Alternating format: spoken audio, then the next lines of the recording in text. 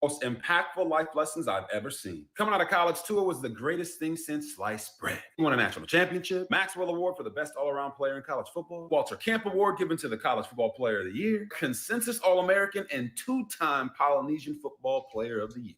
So you're probably asking, well, he was an all-world player. How was that such a great life lesson? Stay with me. When Tua was drafted in 2020, his head coach was this man, Brian Flores. Tua recently talked about his experiences with Brian Flores. For 2 years, this man, Brian Flores, did everything he could to tear down Tua's confidence and his self-worth, telling him that he wasn't good enough and that he didn't belong. Tua was open and honest about how that impacted him. It made him start believing that he was worthless. And his play reflected it as he played the worst football of his entire life over those years of Brian Flores. It wasn't until this man, Mike McDaniel, became the head coach in 2022 that it all turned around for Tua and his career. Mike McDaniel came in and instead of telling Tua what he wasn't, he focused on what Tua was great at, built an offense around that, and spoke life into Tua and his ability to get the job done. This is a great learning lesson for all of us, not only in sports, but also in life. Oftentimes as coaches, parents, we focus on what a player or a child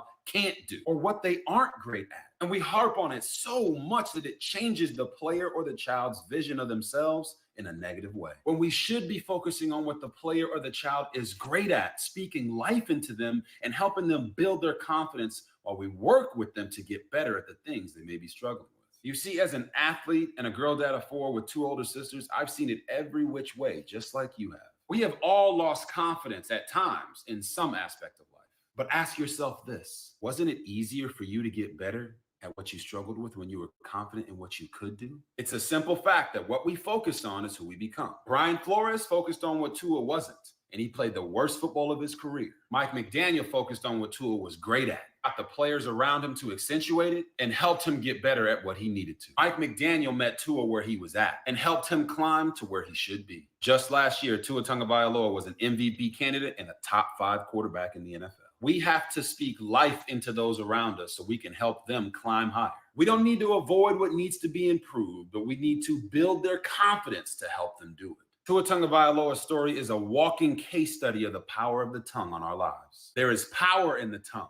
There is power in what we say to one another. Let's use that power to lift each other up. Peace.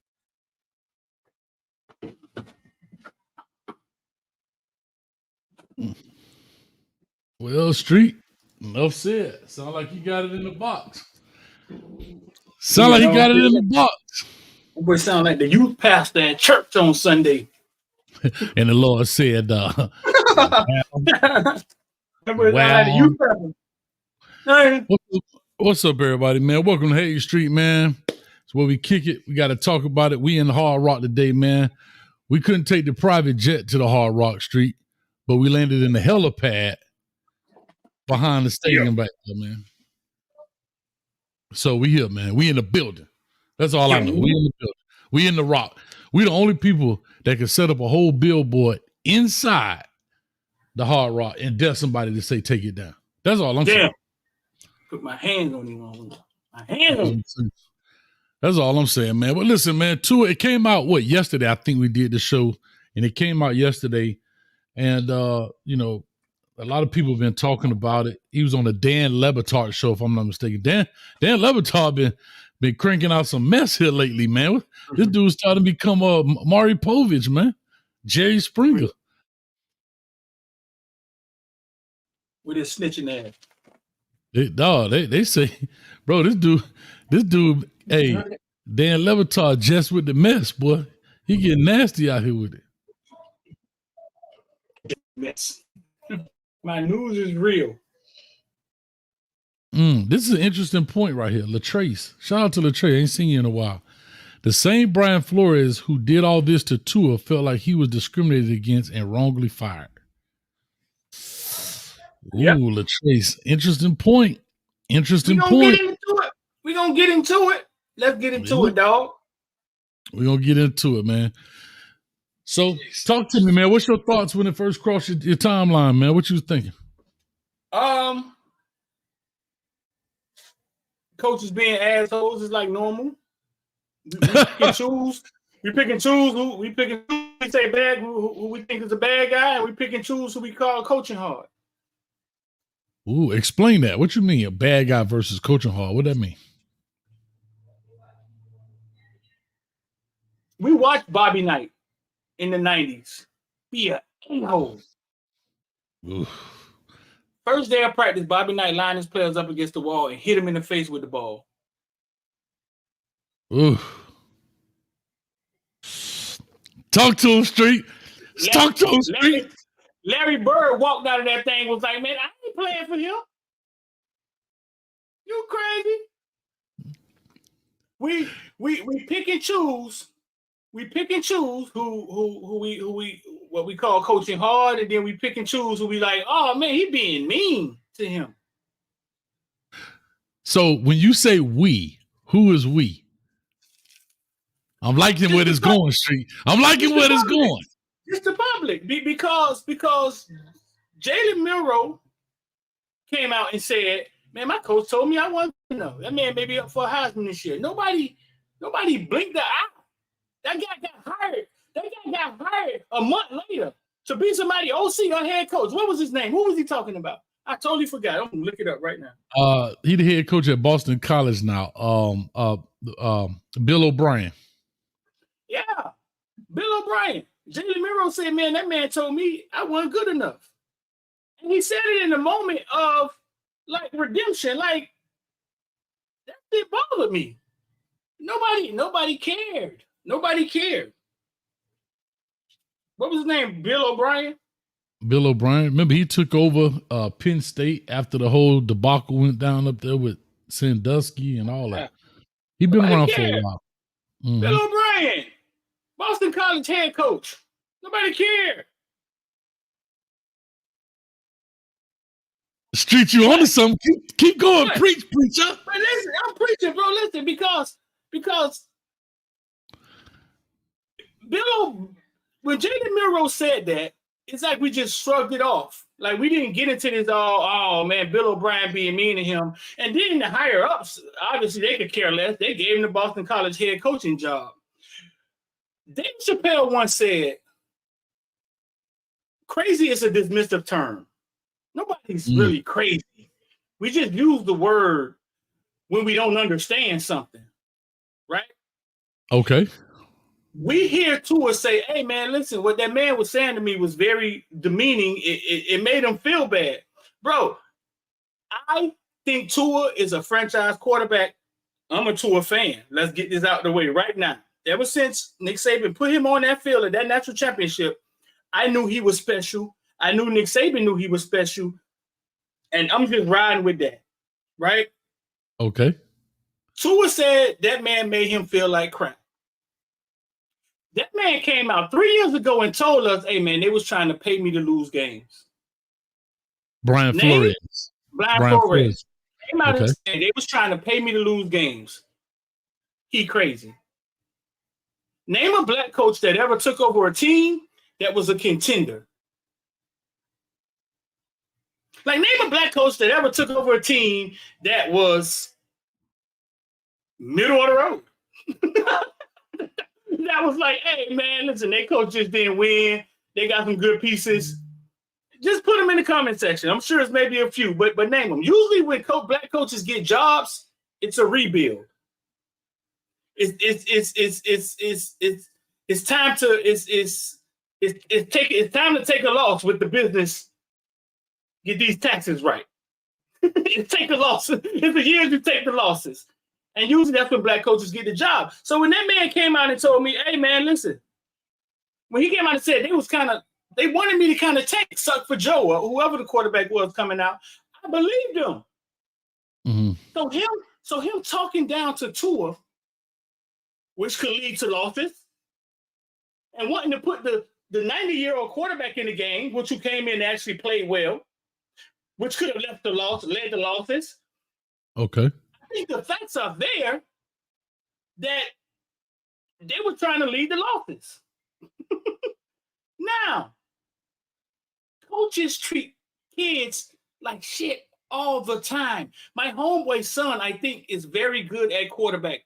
He said Marshall quarterback coach, spoke to his son like he was a piece of crap because he wanted him to transfer. This is the coaching culture. Tua just snitching. He's snitching. Tua out there snitching, putting pineapples on his pizza. I love him in there with a little Polynesian. Hey, I got snitching. He putting pineapples on his pizza. That's what he doing. All right, so dog, you said a mouthful, right? Yeah, And I'm liking what I'm hearing. But let me ask you this question. Let me go back about 8 minutes ago. Anytime somebody make a comment about my dog. Sound like JB? Sound like JB? It's Corey Brown situation. Okay. I was thinking Jason Brown, the guy from Netflix. All right, because they call him JB, but I got you. All right. When I asked you I was wondering, and you said the fans. Mm-hmm. So what do you think makes it acceptable for a Bobby Knight to do what he did? I know times were different, but a Bobby Knight, whoever, even a new age coach, right? The coach that just said that to Jalen Milroe. Why is that acceptable? And then the Brian Flores stuff not acceptable. But why do you think that is? I have a take, but I want to hear your point. Since you're out there preacher. Listen, I know y'all don't understand this, but I'm finna kind of school y'all. Y'all can take it if you want to. Okay. When Bobby Knight does an action, however the media reports it, is how the people are going to take it. Let me say that again. Okay. When Bobby Knight does something, the verbiage that's used to explain what he did, a fired up Bobby Knight came in the press conference while Temple coach was talking and threw a chair.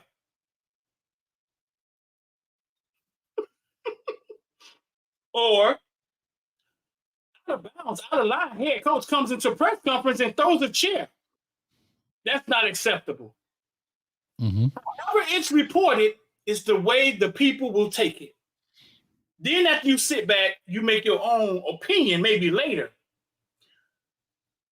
The media portrayed Bobby Knight as this hard coach that got to championships, and that's how he got the best out of his kids. But he was an asshole if Flores was an asshole. Period. Okay. So I believe it's how the media reports it. Who says what he says? Flores crazy. Oh man, don't ever give him a head coach. It's the way that I think it's the way that it's initially heard. Okay, that's fair. But I'm gonna say this. I agree with you. But when I asked it, maybe I asked it wrong. But the acceptance part, why is it accepted versus something is not? And to your point, I do agree with you. Because it's the way it's presented. No, but I also believe it is. I don't care how it's presented, in my opinion. I believe what you're saying. But you know what supersedes all that? What? Winning. Only winning coaches get away with this. Think about it. Show me a losing coach. Okay, the coach at Texas Tech put the dude from ESPN kid. Matter of fact, the pirate dude, man, what's his name? He passed away. Coach Leach. Mike Leach. Right? He had a season, but they used those as scandals to get away. Here's what I'll say. I may be wrong. This is clear and utter speculation. You think Ed Orgeron had just started doing that 2 years after he won the national championship? Every time I see Ed Orgeron, he with a 25-year-old blonde. He just started acting like that. So winning at the end of the day, to your point, you're correct with the way the media portrays it, the way the media spins it. But winning put blinders on everybody. Everybody. If you're losing, they finding a way out. Do you think, let me ask you this. Let's go back one. Mel Tucker. The year Mel Tucker had that 1 year where he had that big run. And these allegations would have come out. You think they would have fired him? No. Because winning Because winning, we have to do an investigation. And in the meantime, he gets to keep his job because you remember, in America, you're innocent until proven guilty. Right. How he losing? Yeah. Well, he on administrative leave. He can't, so to your point, yes and yes. That's what I'm saying. Hayes, the man came out and said, listen, bro, they were paying me extra to lose. Right. And now his behind the curtain losing ways are coming to the surface, and we're like, what? Well, he already told y'all they was paying him to lose. So he was in there doing losing shit. You know what I'm saying? Well, to your point, you're right. So if the upper brass are paying me to lose, like you said, let me do some loser stuff. Let me switch this up and victim blame for a second. You think Tua should have came out and said what he said?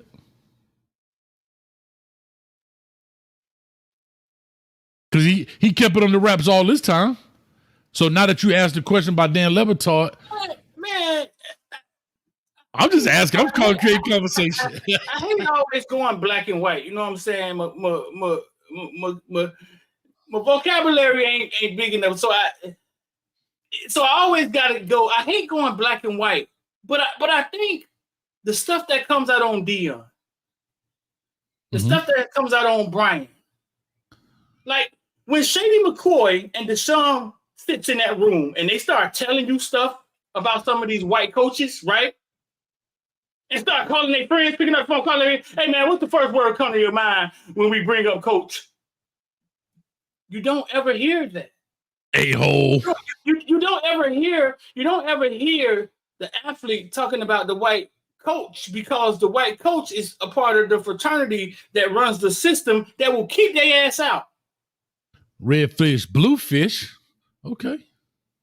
So you don't hear it often, but you're getting the Antonio Browns.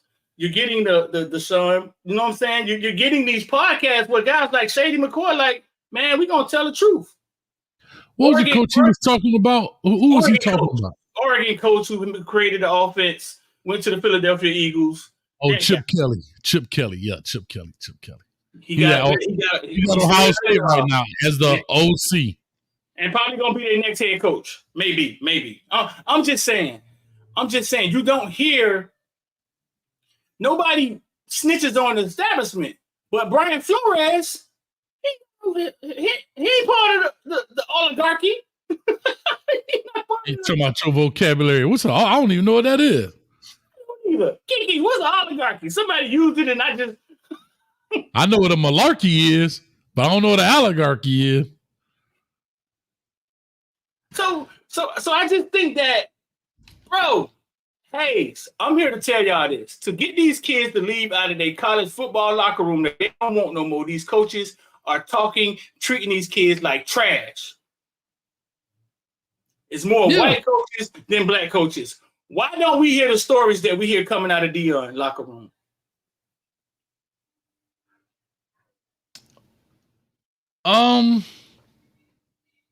Why Dion locker room all of a sudden goddamn a reality show, right? Here's the only rebuttal I have to it. And you're right. I'm not disputing anything. But I've said this numerous times. I'll say it again. I think also because he opens the window with the well-off and all of that, it allows people, but I think it allows people to form outrageous opinions. Right? Here's a perfect example. Perfect example. Why? Hold up, okay, I'm gonna stop you there. Well-off media shows nothing but kids doing kid things in college. Correct. So the media never looks at well-off media and be like, you saw well-off media last week? God damn it, Shador was in Miami again. They don't do that. They try to tell us about stuff we don't know. The same stuff they don't tell us about Saban. The same stuff they don't tell us about any of these other coaches. Mm-hmm. Well-off No, media is like well-off media creates balance. it's like no, Shador, look happy. Oh Lord, Shador's in here punking dudes, pulling out guns in the locker room, telling dudes, "Hey, listen, I ain't throwing you the ball. Tell your girlfriend come to my house." And then well-off media shows them on the boat or in the snow, and it creates the balance. Mm-hmm. Now, if you would have said Deion talk trash, which pisses people off, Nick Saban. We had some trash coaches. Well, here it is. I believe it's all of that, right? It's all of that, and I'm not making it. I'm just saying. You asked me why, and I'm saying I'm not saying it's right because I'm the first one to stand up. Like that Athlon dude, bro. They should boycott that. But here's what I'll tell you.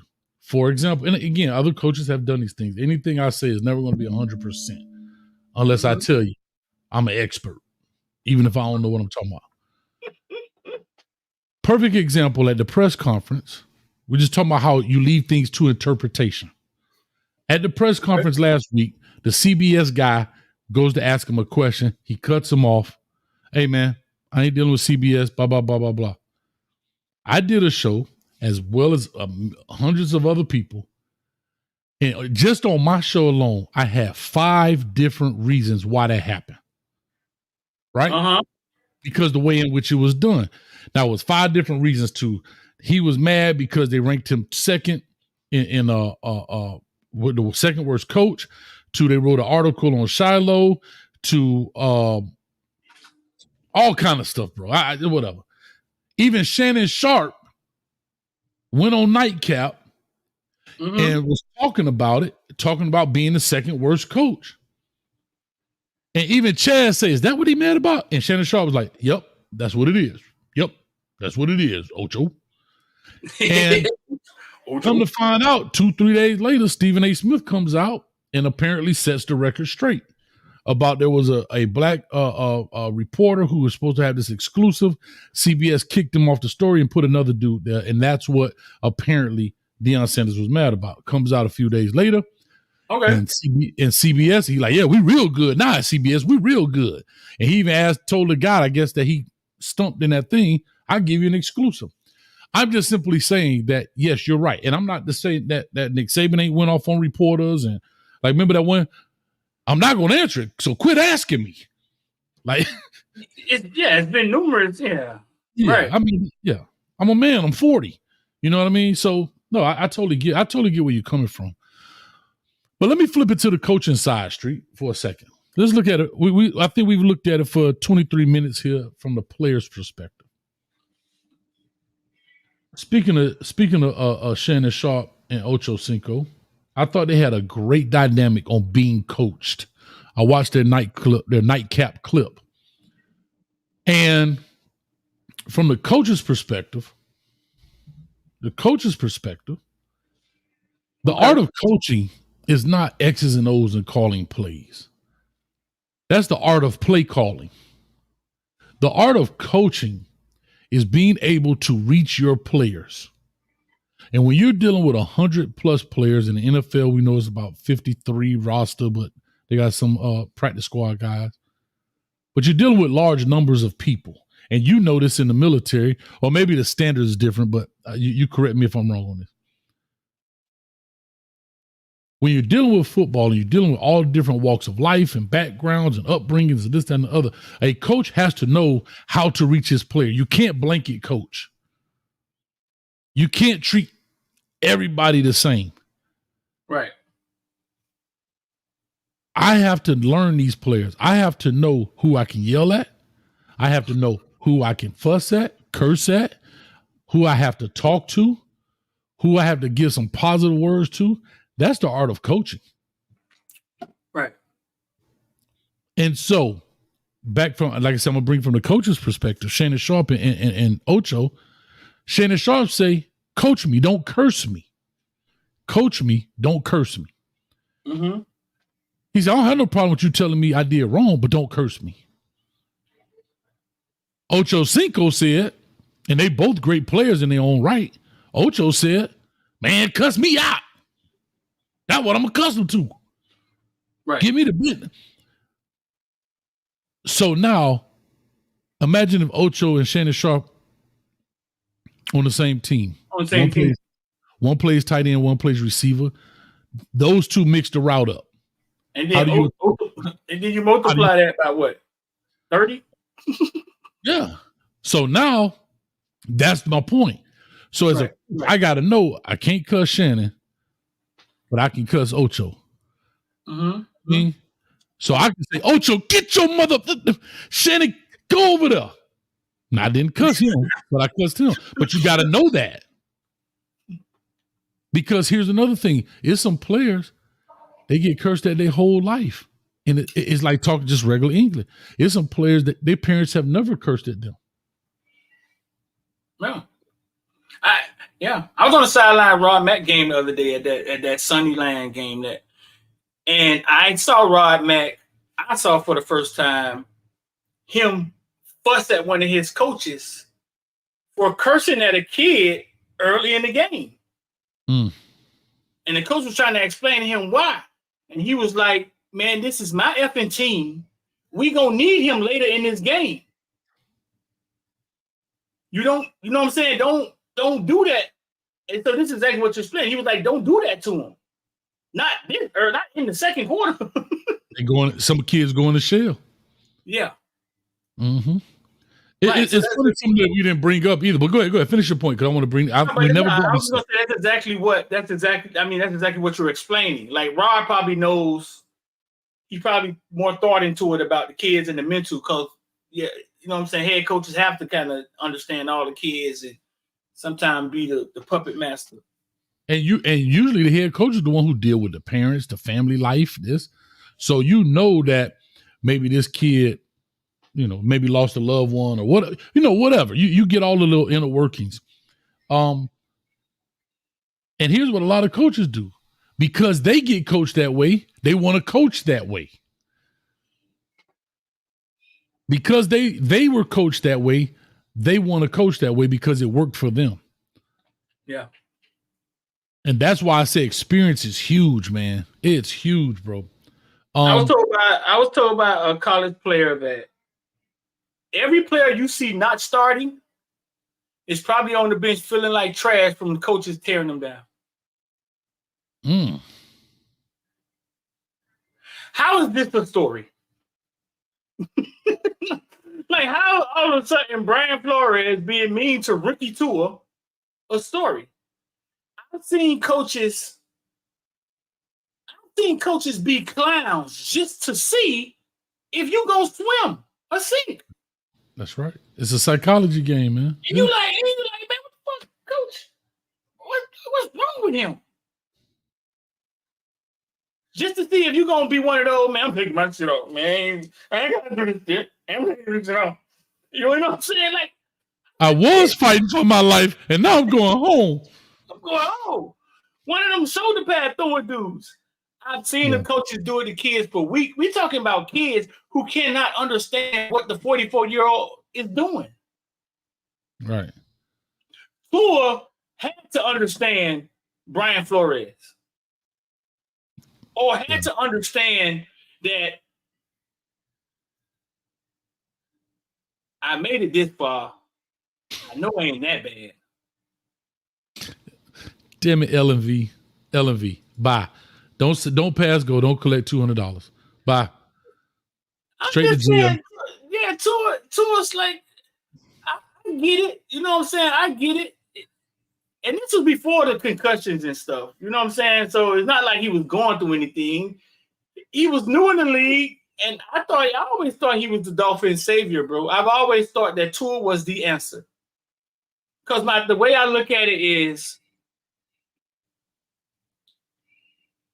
for 27 years, we've been waiting for a quarterback to walk through the door, right? We've been waiting for a quarterback to walk through the door. Hold up, I'm getting a little teared up here.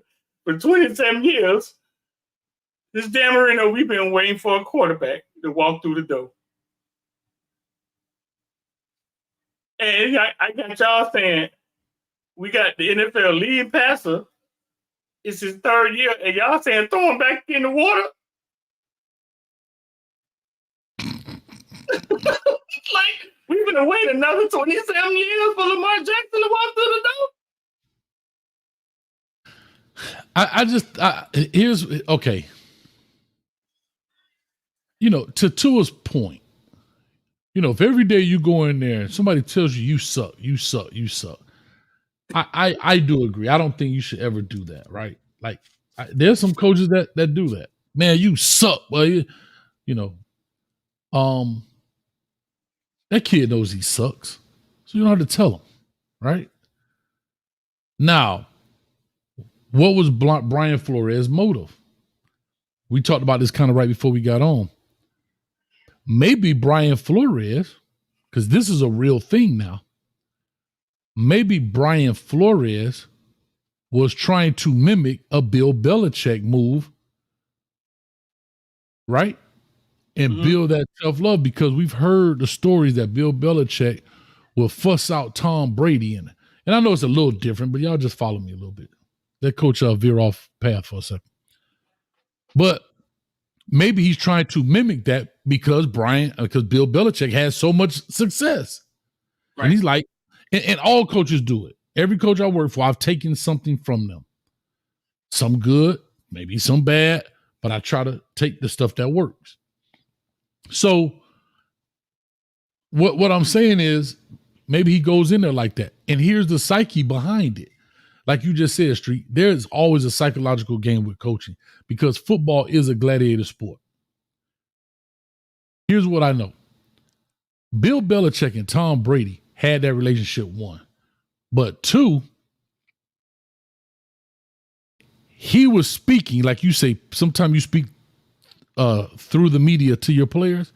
He was speaking to the team through Tom Brady, meaning if he will rip Tom Brady behind, I know he'll rip mine, and I'm the practice player, so I'm not finna mess up. Right. I call it a public hanging. Like you gotta publicly execute somebody to get everybody's attention. Right. Now you still know Tom Brady gonna start every Sunday. That ain't the question. Right. But to get ripped in a meeting, you know, like you say, golly, Tommy, we can go over there to Foxborough High School and get a quarterback and make that throw. You know, so sometimes coaches do that. Coaches will do that to other coaches. I'll explain this one. As a position coach, Street, you have so much time with your guys and you build that relationship. You know what I'm saying? Sometimes those players don't deal with the head coach as much, especially if he's a other side of the ball guy, like if he's an offensive guy on the defensive side. But let's say I have linebackers. I got them boys rolling. They love me. I love them. They're going to run through the wall for Coach Hayes. Sometimes the head coach will fuss at me to get them to respond because what players do will have my back. Right. For example, Coach Hayes, if you can't coach the linebackers right and they don't know how to make the right read, then I'll find somebody else. Now, those players know I taught them the right thing. They know they messed up. So now it gets them more fired up. You see, that's all the psyche. It's fired up. It's fired up the word. Oh, yeah, dog, listen. I've had that happen to me before, and I had a player walk by. He said, Coach, I got your back. Watch this. Man, Phillip Brown, listen. Bro. Damn. That's him right, that's him right here. This dude right here played enough. Phillip Brown hit a dude so hard. What? You know what he said to? Bye-ya! Phillip say, leaned over the dude and said, my bad, dog. I got to go to college. Like, the head coach never comes back and apologizes to you, do he? No. If you're not sitting in the lobby, day before the game, everybody drinking in the lobby, night before the game, he don't never say, Coach Hayes, you know I was getting on you just to get them fired up. Now, there's some coaches that get in their feelings and then they'll go talk to the head coach about it and maybe he'll explain what he was doing. But I was never like that. Hayes. Stop right there. Okay. I do that for a reason. Mm-hmm. Because even you know that coaches do things, even to the coaches, to get something out the kids. Right. And even in the moment of us chilling, he never says, "Hey, you know, I had to." Dog, let's call it what it is. Coach equals asshole. Period. Sometimes they have to not be understood. And then they're not remorseful about it. They're not remorseful because they Not also even want to you. no, but they also want to keep their coaches on edge, right? You have to remember, man, it's like you're fighting a war with a bunch of rules. Okay. And for example, and you correct me, in the military, they blanket do y'all, right? Does the drill sergeant apologize to you? He had a at one moment, maybe 2 weeks before we graduate, he had a moment where it seemed that he was human. Like it appeared that he was human so rarely. And that moment is the same thing as the coaches sitting there drinking beer. See, one thing about that's exactly what I'm saying, Hayes. Yeah, but situation where you can explain that, right? Drilling sergeant, the teacher that comes in there with the slamming on the board and nobody know why she's doing what she's doing. The principal that comes and talking crazy to all those people are called what when they walk out the room? You're 100% right. But they get results. And I'm not talking about belittling people. Don't get me wrong. I'm talking about understanding the psychology of what you're doing. Now, there's some people that yell just to yell, and there's no psychology. They just yelling. We got to teach you at my job like that. Just yell. I mean, all day, dog. I'm like, you don't need no throat losses or nothing. Like, God damn. Like, because I know there's no rhyme or reason. She's just yelling to yell because she thinks that invokes a response. Here's what I'll say to you at the end of the day.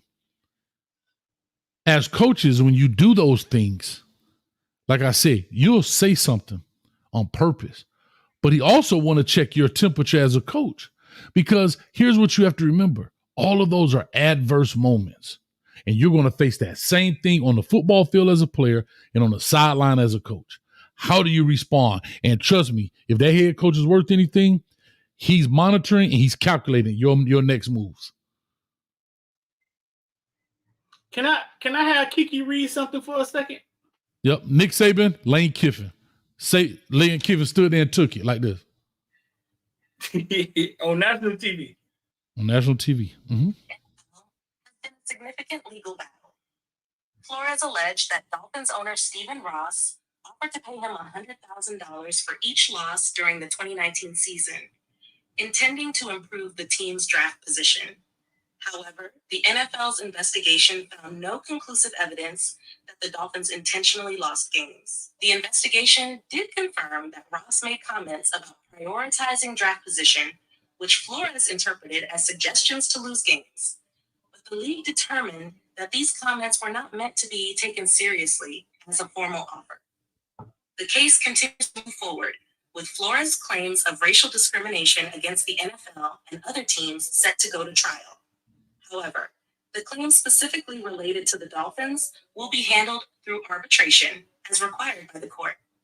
The NFL and Ross have both denied any wrongdoing regarding the tanking allegations, and the league has imposed penalties on the Dolphins, including the loss of draft picks, due to separate tampering violations. This legal battle highlights ongoing concerns about the treatment of Black coaches in the NFL, with Flores aiming to challenge systemic racism within the league. 25 source, 26 source. So this is still going on. Did Tua just help or hurt Brian Flores' case? Probably hurt him. Brian Flores is saying they was paying me to lose. And I'm gonna get real. I'm gonna get real conspiracy theories. Tua just said. Hold up. Let me put this on my head. He was tearing his quarterback down. Hold up. Real conspiracy theorists. Now, you ready? The reason Tua got all that money, because Stephen Ross said, you're going to make this statement after I pay you. You're going to make this statement to help me win this battle. So I'm going to give you one of the fourth highest paid contracts. So what you're gonna do is help tear down Brian Flores with this statement with Dan Lebatard, who's there at the crib, and that's what happened. All right, 10-4 hat out. Now, how about that for a conspiracy theory? How does the statement help Miami? Because it shows that Brian Flores was mean. He's a mean. Trying to lose. Hold up. In the words of Michael Jackson, he's a meanie. He was trying to lose. But I don't think he was trying to lose by doing that to quarterback, because let's go back and talk about it. And here's why I said about the NFL, I think this is the weirdest situation. Everybody else has a hand in who you pick on your team, but you're responsible for the wins and losses. He wanted Justin Herbert. The owner says, no, get Tua. Now, is the owner qualified to make that decision? Probably not, but he has the money, so he can make it. That would be like Brian Flores going to the owner, whatever he does, however he made his millions, I forget, and telling him, you need to trade Bitcoin right now. Because he took an IOD Squad course. You know what I'm saying? Like, you know what I mean? It's that same type of thing. Okay, but hey, let's go a little further, brother. Latrace, you shut up. You just got a head coaching job. That's right. In order for me to get another one or be successful here, I have to win. Jordan Love, my bad. You're right. I just got a first-round draft pick. He's first-round draft pick, right? Yes. Which is going to be allegedly my future quarterback. I'm a black coach. I know I don't have this window of losing 2 years, 3 years. I don't have this window. Okay.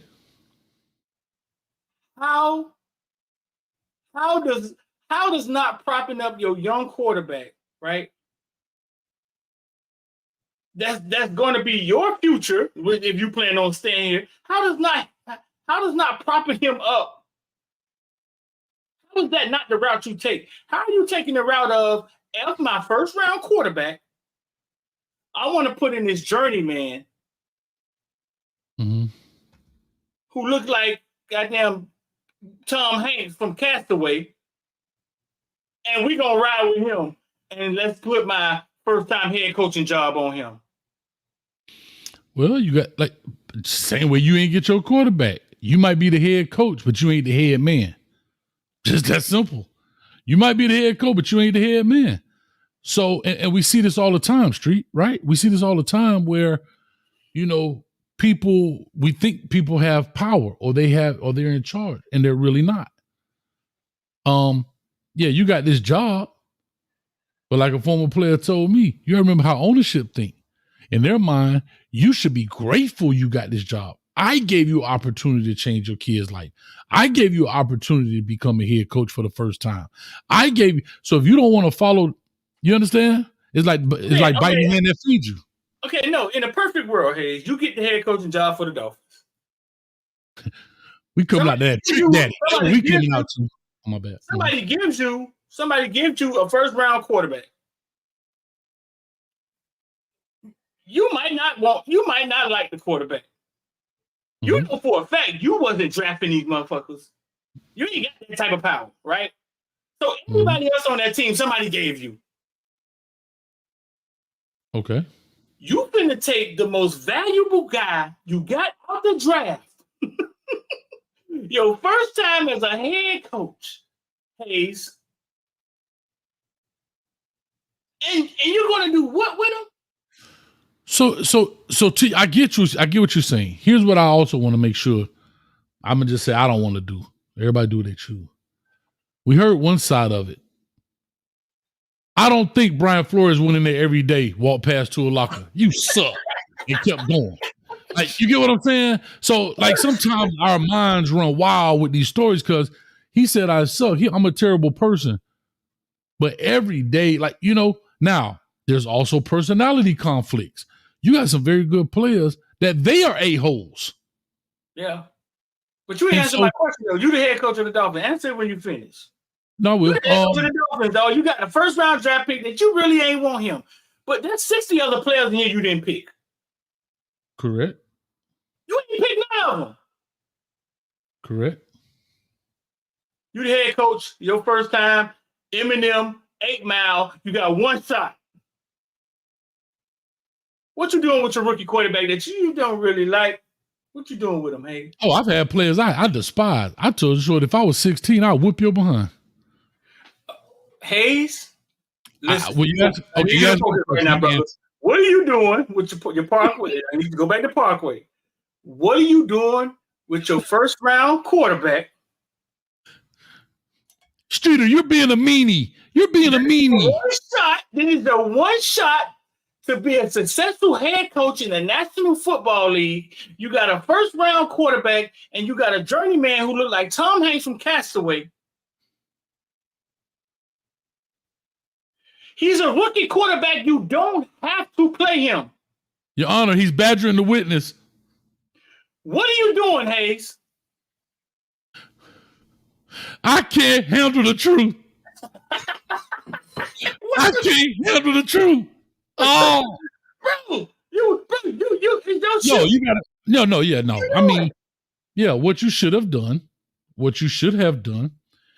is you got to make the best of that moment.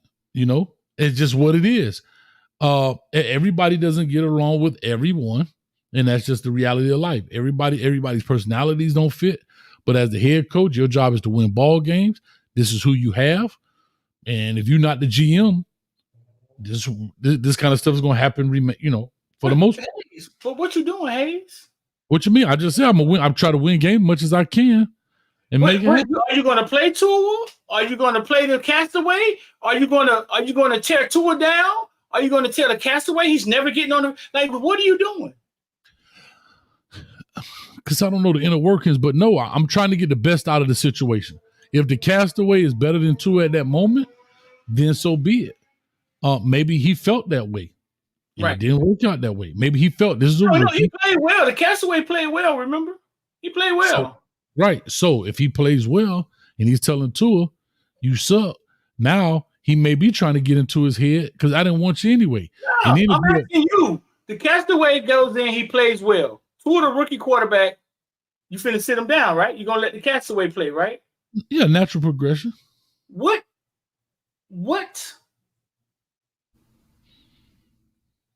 reason would you start tearing Tua down?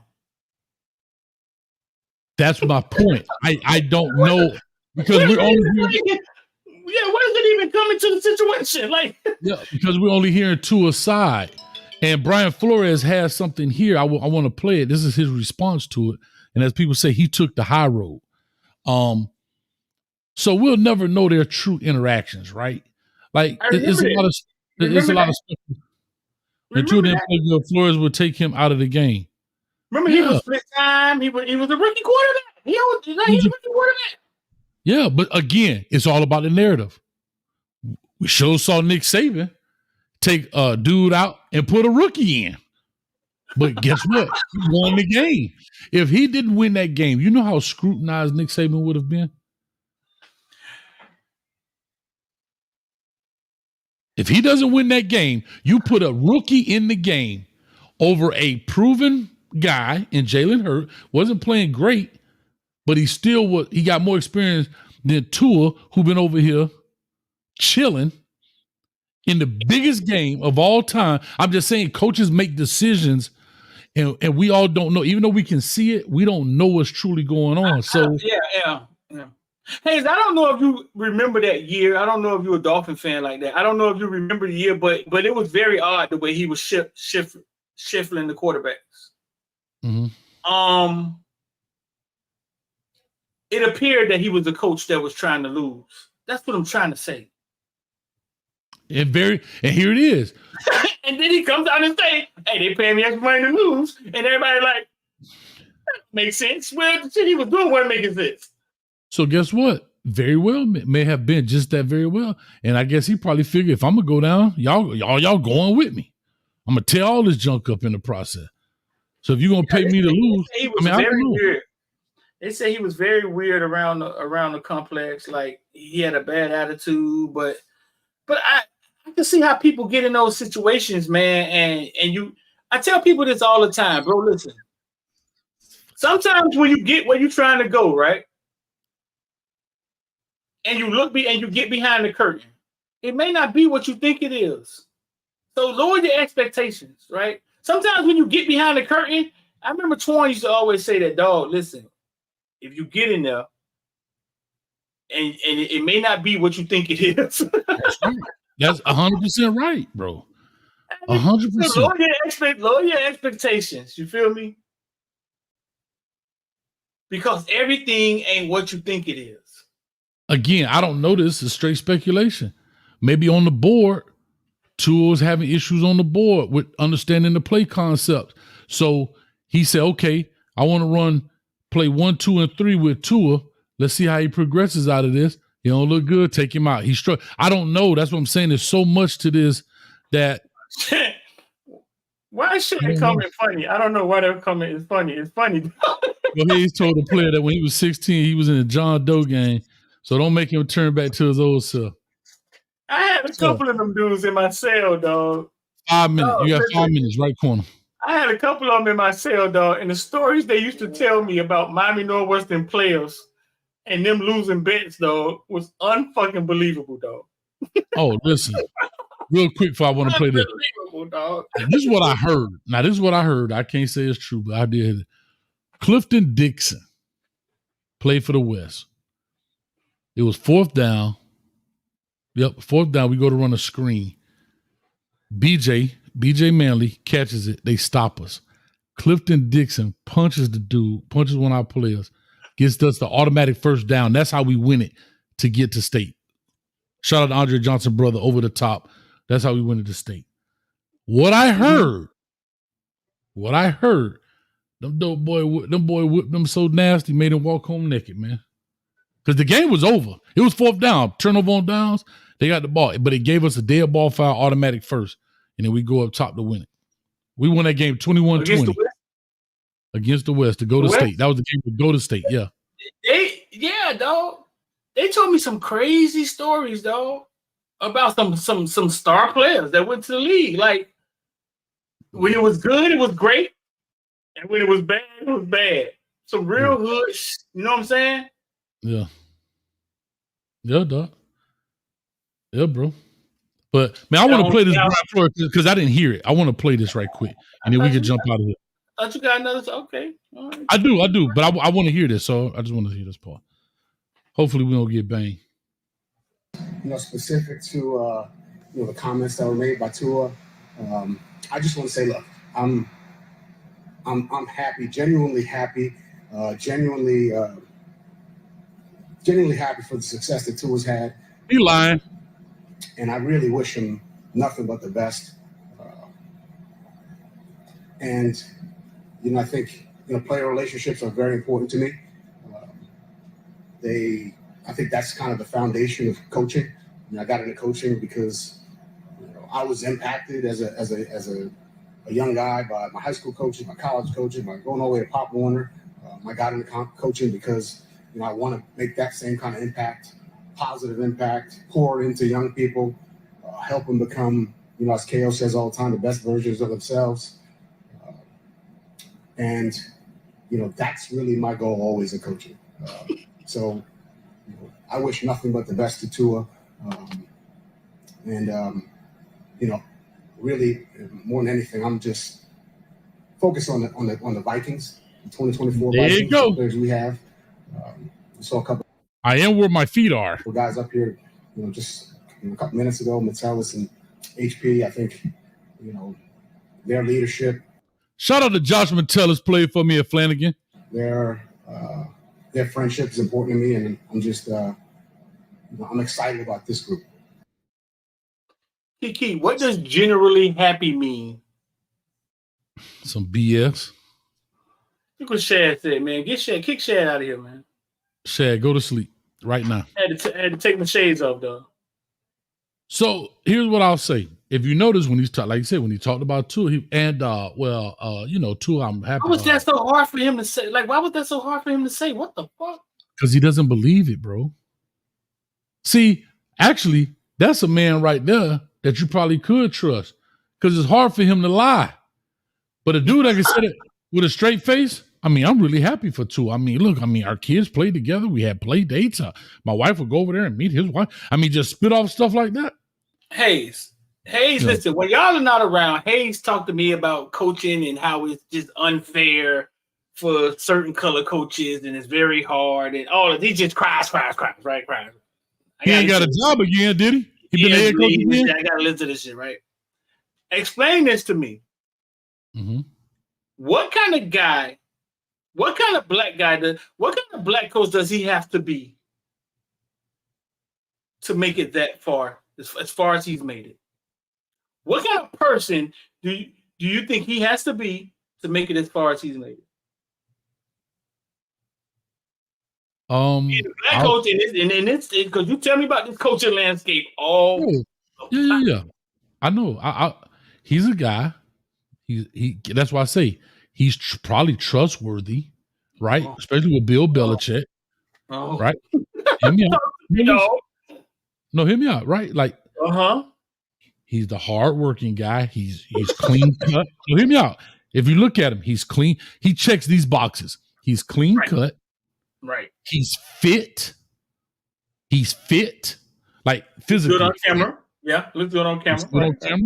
And of course, they always say he speaks well. He speaks well. Well, he didn't speak well just then. He didn't speak well. He didn't speak well just then. That was the debacle. No, he didn't go into, well, you know what I'm saying, dog? Like, I mean, what you want from me, dog? Like, come on. He put his words together well, but he didn't. Yeah. And I tell people all the time, speak well means what? I speak English. That's my first language. Of course, but anyway. What kind of, to make it that far? Keep going. But you keep saying make it that far. He's only going probably as far as a lot of coaches. You get that one opportunity, and now you become a coordinator. Think about a lot of coaches. Think about a lot of those black coaches that did get a job, and they go back down to the coordinator role, and they never get another opportunity. How far is that compared to the high school coach who can't get into college? No, I agree. You know what I'm saying? That is far. He's way down the road and sitting in a room with 20 of him. Right? No, yeah. But it's no different than saying, But what type of guy would he have to be? Like to go, like I would hate to say it, but maybe a kind of go along, get along guy, a guy that doesn't ruffle feathers. Okay. Yeah. But I would think in my mind like an extraordinary person. So he's very smart. When it comes to working hard, when it comes to he sticks out like a sore thumb. You know what I'm saying? And then you look at him for 5 years. It don't instantly happen. You know what I'm saying? Or 15, ask Sharon Moore. But anyway, I'm sorry. Go ahead. So that's what I'm saying. See, I want to put this whole thing together, right? Like, how does he get that far? And what type of person would he have had to be? He can't get that far stepping on people's toes because they don't get that far that way. He can't get that far being a clown, treating people bad. He's going to get no. So Hayes, do know for a fact he's the opposite of Eric Bieniemy. Somebody has saw him walk on water somewhere. Think about it. They was in the beach and Brian Flores walked on water, and they was like, "Walk." Well, he also too. Let's call a spade a spade. He is the equivalent to Nick Saban to Bill Belichick. He's got that stamp, right? He's also got that stamp. He's not a regular journeyman. He spent, I believe, the majority of his coaching career at New England, if I'm not mistaken. Just like Joe Judge, who got opportunity. Just like what's my man that went to Detroit and made it even worse than Caldwell had it, and he went back to New England. Does he ever become a head coach if any one of those guys ever had anything bad to say about him? No. So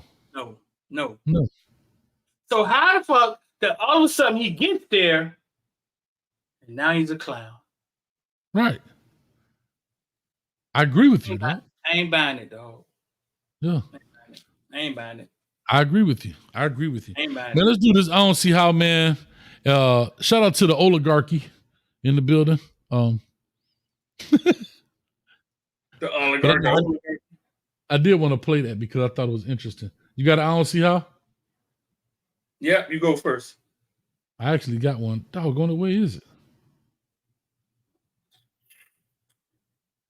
Bro, where's the where am I don't see how at? Oh. It's got music. Maybe they won't get us. I don't see how in life we make easy things difficult. And when you're in a hurry sometimes, guess what, bro? You just don't have time to stop. Sometimes you just don't have time to stop.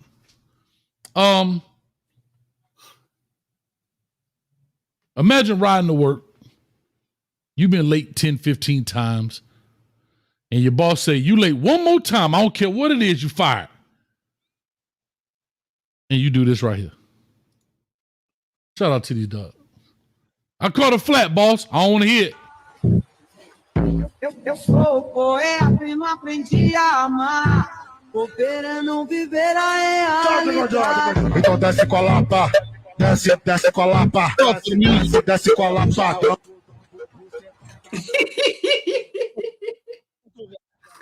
What is going on, man? Bruh, is it this important, dog? I don't see how this dude is changing the back tire on the motorcycle. Like, what are we doing, dog? Man, yeah, I ain't gonna be booty to booty with no grown man. I'm sorry. I'm not going booty to booty. And I got another thing to say. They wear them doggone choncletas everywhere. They don't never wear tennis shoes. They play soccer in choncletas, the sandals. You want to see how it wasn't brought you? You done filled up your little fantasy, and now you ain't got no sponsor. Man, actually, we got a sponsor, man. Shout out to Canton. shout out to campus2canton.com. Them boys want to sponsor the fantasy league on the draft on Friday. So they do a real in-depth breakdown of fantasy. You can compare. Y'all tune in Friday.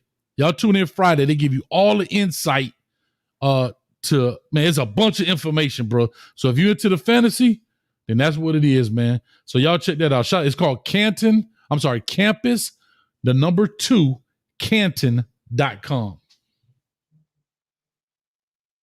Shout out to them boys. All right, Street, talk to us, man. So get up out of here. I got this Colorado show to do. I don't see how I brought you by the villains, man. Become a villain. The link is in the description. If not, well, it is in the description, but I'll place it right here in the comment section. Become a villain, bro. Come in there and read some of them articles, man. We got some inside information in there. Talk about recruiting. Just got a text from the University of Miami. Coach was like, hey, Street, I listened to you, man. We offered that dude. You gotta come. You gotta be a villain to find out what they talk about. I'm gonna get in the Discord and talk to them, tell them boys about it. Just not, man. Got the text while we was talking. Hey, I'll tell you when we go backstage. So right there, become a villain. I'm finna put that in the comment section.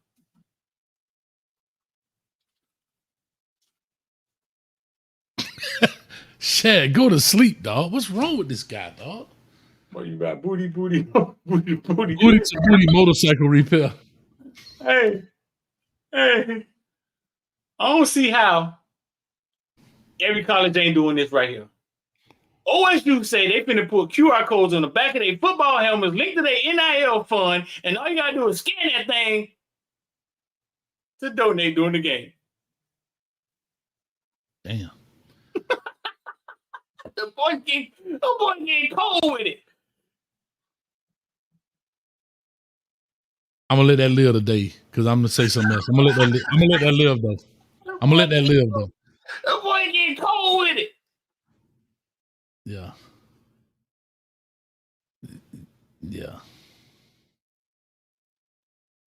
The boy getting cold with it. Oh, y'all too funny. I actually had QR codes. See how every team ain't doing this. I had QR codes on the back of my helmet to take attendance. Yeah. So the young ladies go around while they stretching. Boop, boop, boop. That's how we took attendance. QR codes. You had to take attendance? Yeah. You want to know why? See, this was stuff people don't think about. You're a school activity. See, people don't realize you're in a school activity. If a parent came in there and said, my kid said he was at practice every day. And I'd be like, man, he wasn't at practice. Show me. Or a kid go out there and say he was at football practice and he get arrested, right? He get arrested out there doing some foolishness, but he been at practice. You say, hey, on August 19th, he was at practice. I took the attendance. Boom. Bro, it's a lot when you gotta remember you dealing with kids in high school. Like it's stuff that people, bro, colleges even take attendance. Really? Yeah. No, them GA sitting right there at the breakfast every morning to find out who not there. How they know you late? How they know you late to class? If you late to class street, it's a GA standing outside your classroom door, seeing what time you get in there. If you're a dude that's known to be late to class, there's a GA gonna stand right here just like this. Wait to see you walk in that door. I didn't know that.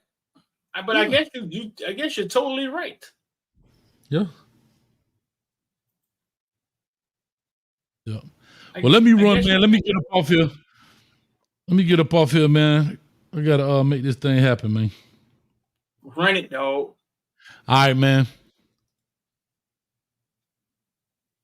Shout out to Footballville mama that was actually driving the motorcycle. She's talented as all get out. We out of here. Peace.